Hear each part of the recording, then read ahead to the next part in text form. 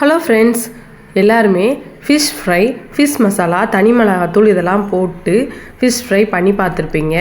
ஆனால் நான் சொல்கிற மெத்தடில் வீட்டில் இருக்கிற 2 பொருளை வச்சு இந்த மாதிரி ஒரு வாட்டி பண்ணி பாருங்கள். டேஸ்ட்டு ரொம்பவே சூப்பராக இருக்கும்.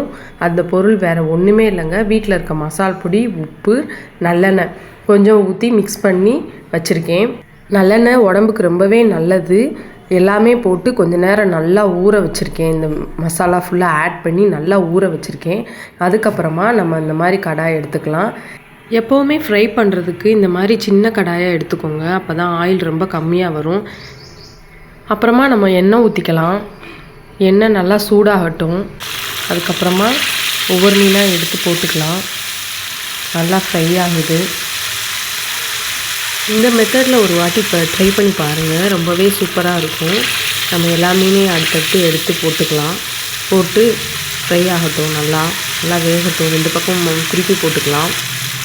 பார்க்க ரொம்பவே நல்லாயிருக்கு. சாப்பிடவும் ரொம்ப நல்லாயிருக்கும். அவ்வளோதான், நம்ம ஃபிஷ் ஃப்ரை ரெடி ஆயிடுச்சு சாப்பிட்றதுக்கு. ஃபிஷ் மசாலா மிக்ஸ் பண்ணுற வீடியோ வேணும்னா கீழே கமெண்ட்டில் சொல்லுங்கள்.